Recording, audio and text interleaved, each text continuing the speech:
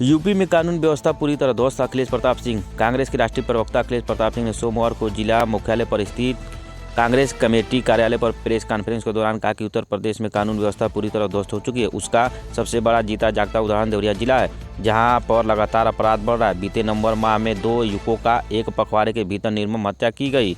इसके अलावा शराब की तस्करी चरम सीमा पर, किसी भी अपराधी पर गैंगस्टर और गुंडा एक्ट की कार्रवाई नहीं की गई। अपराधियों का मनोबल बढ़ता जा रहा है। पुलिस सिर्फ कोरम पूरा करने में जुटी है।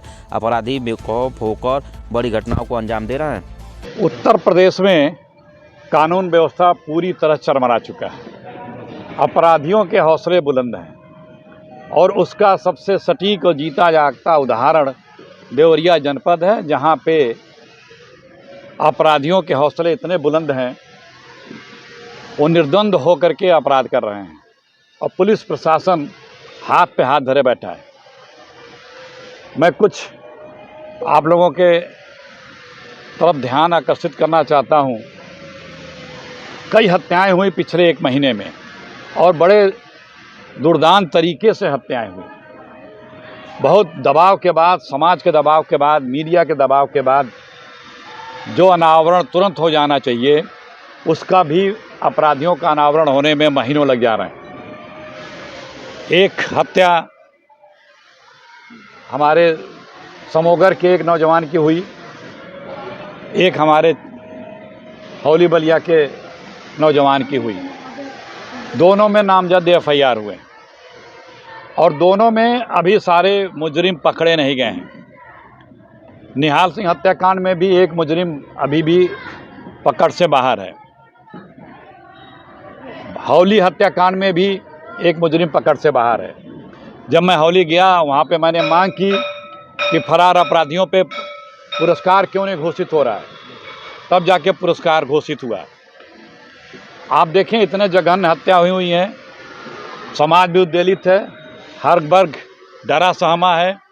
मीडिया भी इस बात को बखूबी जागृत कर रहा है लोगों को कि ज़िले में, जनपद देवरिया में अपराध अनियंत्रित हैं।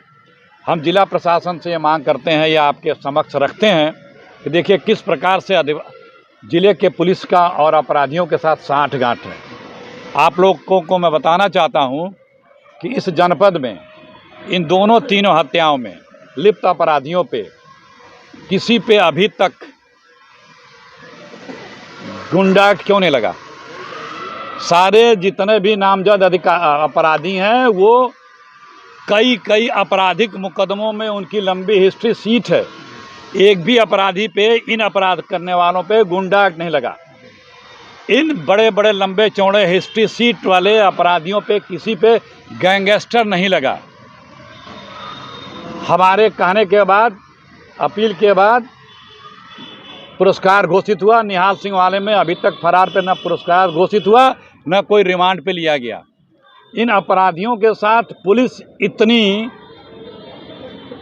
एक तरह से कहिए कि निर्मलता क्यों दिखा रही है, जबकि ये खूंखार अपराधी हैं। इनके हिस्ट्री सीट खुद पुलिस ने जारी किए हैं। तो ये रिश्ता क्या कहलाता है? अपराधियों के साथ सिंपैथी क्यों है देवरिया पुलिस की?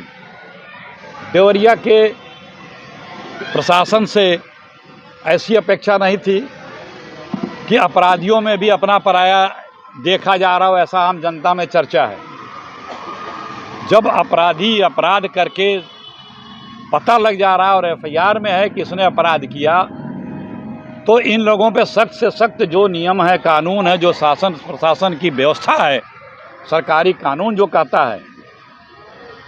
कई लोगों को पिछले 2, 3, 4, 5 वर्षों में सामान्य घटनाओं में दोषी होने पे गुंडा एक्ट और गैंगस्टर लगा है, लेकिन इन दुर्दांत अपराधियों पे ये गुंडा एक्ट, गैंगस्टर क्यों नहीं लगा? पॉलिटिकल मोटिवेटेड लोगों पे गुंडा एक्ट और गैंगस्टर लगा दिया जा रहा है, लेकिन इन पे क्यों नहीं लगा? आज प्रशासन पे, पुलिस प्रशासन पे देवरिया के ये बड़ा प्रश्न चिन्ह है। इस तरह की कार्रवाई न होने से जिले की पुलिस कटघरे में है। अभी भी तत्काल इन अपराधियों को, जो एक यहाँ वाला समोगर वाला है, उसमें लोगों को रिमांड पे ले, जो फरार हैं या जो पकड़े गए हैं, सब पे गैंगस्टर लगा हुए। गुंडा एक्ट लगावें, क्योंकि अपराधियों के साथ किसी भी प्रकार की सहानुभूति नहीं होनी चाहिए।